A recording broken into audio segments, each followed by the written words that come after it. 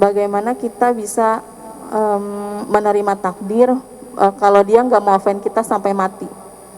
Soalnya dia bilang, gue nggak akan maafin lo sampai gue mati, gitu. Terima kasih ya Pak. Wassalamualaikum warahmatullahi wabarakatuh. Langsung jawab. Ya, langsung, boleh. Iya, Bapak Ibu, kalau kita hidup itu supaya mudah, begitu ada masalah, lihat, kita buat lingkaran. Ini lingkaran di bawah kendali saya.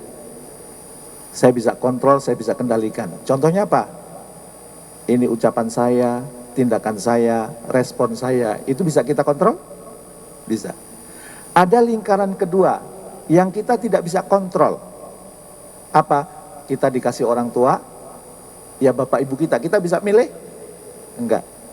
Kita nggak bisa bilang, wih kenapa bapakku bukan Fufu Fafa, bisa dia. Kenapa bapakku bukan Pak Prabowo? Kan nggak bisa milih. Itu di luar kendali kita. Sikap orang lain kepada kita, di luar kendali kita. Ya. Nah, supaya kita enak, maka hidup kita itu fokuskan pada hal-hal yang di bawah kendali kita. Jangan sibuk hal-hal yang di luar kendali kita. Contohnya tadi, sikap orang terhadap kita. Di mana itu? Di bawah kendali kita atau di luar kendali kita? Di luar. Ya sudah, acceptance saja, ridho aja. Nggak usah dipikirin. Sebab kalau dipikirin stres. Ya, saya kalau ada problem, oke saya buat lingkaran. Oh ini di bawah kendali saya tuntaskan. Oh ini di luar kendali saya. Ya sudah, acceptance, ridho. Nah, gimana kalau kemudian kita sudah berusaha minta maaf tapi tidak dimaafkan? Dia memaafkan atau tidak kan di luar kendali kita. Ya sudah, ridho. Ya, terus apa? Ya berbuat baik aja sama dia. Siapa tahu suatu saat dia memaafkan. Dan bagi Anda yang susah memaafkan, saya mau cerita. Jadi suatu saat saya nginep di rumah Buya Yahya di Cirebon. Saya ngobrol sama Buya Yahya. Buya Yahya itu cerita kepada saya. Babe, dia manggil saya Babe. Iya Buya. Nanti di akhirat itu Rasulullah begitu hari kebangkitan, hari perhitungan Rasulullah akan berkeliling. Mana di dunia yang hobinya memaafkan? Mana di dunia hobinya memaafkan? Ikut saya ke surga. Ayo yang dunia hobi memaafkan, ikut saya ke surga. Tapi ada orang yang di akhirat suka nuntut. Kamu dulu jelek-jelekin saya kan? Nah, kebaikanmu buat aku, keburukanmu buat kamu. Boleh kita kayak gitu? Nanti saya akan tagih di akhirat. Boleh? Boleh kan? Tapi kata Buya Yahya, Babe, ternyata begitu ada orang sibuk nagih-nagih. Kamu dulu suka FGD, Forum Gibah Discussion. Ngomongin saya di belakang. Kebaikanmu buat aku, gak cukup keburukanmu buat kamu. Nagih itu. Begitu orang itu sibuk nagih-nagih, dia berbalik badan, rombongan Rasulullah sudah gak ada. Pertanyaan saya, Anda ingin ikut rombongan Rasulullah yang langsung masuk surga atau sibuk nagih-nagih di akhirat? Ikut rombongan Rasulullah. Berarti kalau mau ikut rombongan Rasulullah, ketika di dunia mudah memaafkan kesalahan orang lain. Jangan disimpan. Ya, karena kalau disimpan itu justru nanti di akhirat menjelekan kita, di dunia kita nggak bahagia. Nah, gimana kalau kemudian kita minta maaf, ternyata dia nggak maafkan? Ya, kalau orangnya masih ada, berbuatlah kebaikan kepada dia. Dulu ada orang salah sama saya, mohon maaf, ini bukan sombong ya. Kita beda pendapat tentang lebaran, mau yang ini atau yang besok gitu ya. Terus sholatnya mau disama, beda pendapat sama saya. Ya. Dan akhirnya dia marah sama saya. Maka begitu dia marah, saya minta maaf, dia cuek aja. Apa yang kemudian lakukan? Ya sudah. Pokoknya sibuk berbuat baik. Kalau dari luar kota cari oleh-oleh, kalau ada kebaikan kirim. Ya. Kalau toh dia tidak berupa terima kasih, nggak apa-apa. Saya berbuat baik bukan karena ingin mendapat pujian dari dia. Saya berbuat baik karena Allah memerintahkan. Saya terinspirasi dari Imam Hambali atau Imam Malik gitu ya. Dia itu di kampung kan terhormat, tapi dikerjain sama pemuda. Imam ke rumah, datang ke rumah. Begitu sampai rumah, nggak jadi imam, balik. Dekat rumahnya, imam ke rumah lagi, balik lagi. Sampai rumahnya diusir, imam gak jadi, balik sampai 3 kali. dan imam ini masih tersenyum. Kemudian pemuda ini merasa nggak enak, nanya, saya manggil Anda 3 kali, saya ngusir Anda 3 kali, dan Anda tetap tersenyum. Apa jawabannya? Saya berbuat baik bukan untuk Anda. Saya berbuat baik karena Allah. Kenapa? Allah dan Rasulnya memerintahkan, berbuat baiklah kepada tetanggamu, dan kamu tetanggaku. Ya. Dan kalau sikap kita kayak gitu, insya Allah hidup kita menjadi lebih enjoy. Melakukan sesuatu karena Allah, melakukan sesuatu bukan karena ingin pujian manusia, bukan karena ingin harapan balasan dari manusia, tapi dari Allah, itu yang akan membuat hidup kita jauh lebih tenang. Barangkali itu mungkin mudah-mudahan tidak puas, karena saya bukan lelaki pemuas, ya. Supaya Anda kemudian kalau nggak puas kan akan nyari lagi, ya, apa-apa yang kemudian dibutuhkan. Masya Allah. Terima kasih Kak, dan Alhamdulillah tadi sudah disampaikan untuk jawabannya. Untuk selanjutnya ada dari Ikhwan barangkali? Ya, kita geser ke ikhwannya terlebih dahulu. Atau ikhwannya sudah cukup, kita wakilkan kepada kaum hawanya saja, begitu ya. Oh, sudah ada. Ada satu, Pak Jamil. Ini izin akan menjadi penanya terakhir. Nanti AA boleh disebutkan nama dan dari mana, ataukah santri DT juga ini ya. Nah, kita cek bersama-sama. Mangga. Cek. Bismillahirrahmanirrahim. Assalamualaikum warahmatullahi wabarakatuh. Perkenalkan, nama saya Abdul Al-Haddad. Saya bisa dipanggil Sayyid. Saya dari pesantren Khairul Razikin atau disingkat PKR.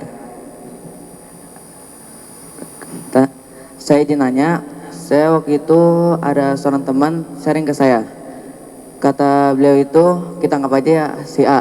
Saya ini dia itu memiliki kesalahan kepada si B. Nah, si B itu tidak ingin memaafkan, tapi si A berusaha keras untuk bisa dimaafkan.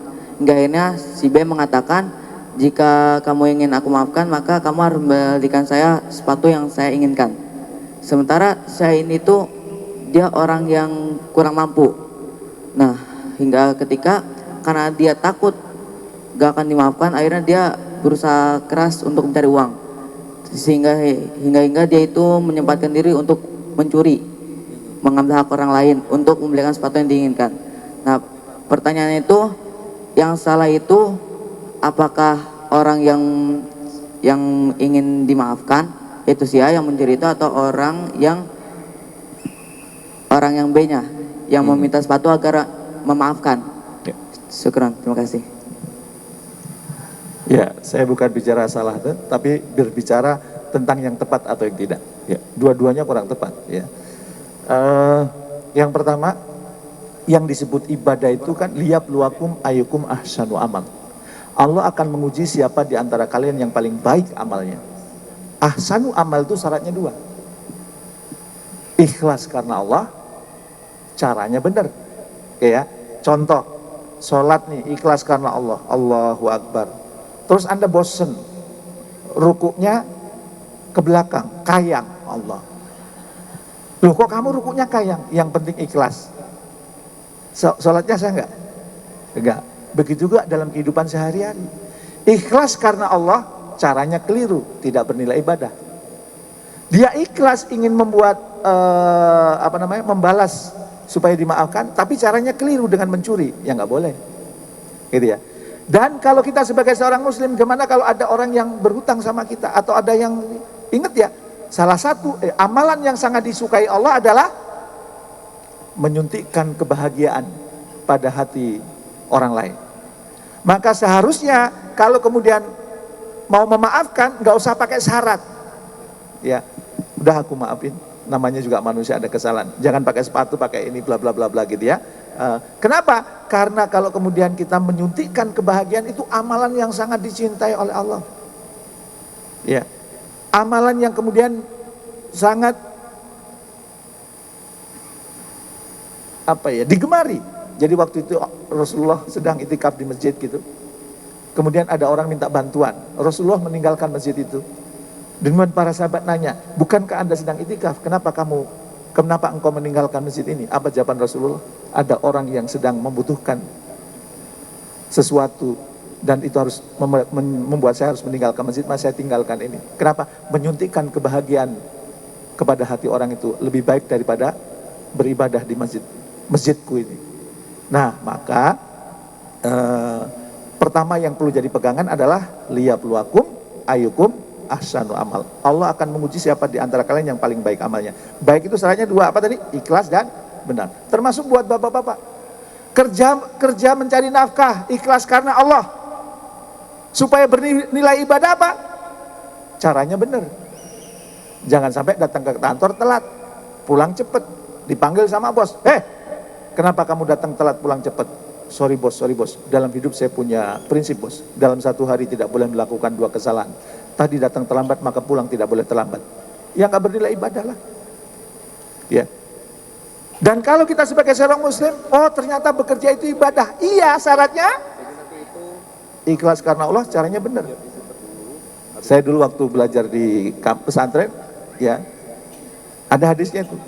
Sesungguhnya ada dosa yang tidak bisa dihapus dengan sholat, dengan zakat, dengan puasa dan haji sekalipun. Para sahabat bertanya, dengan apa menghapusnya ya Rasulullah?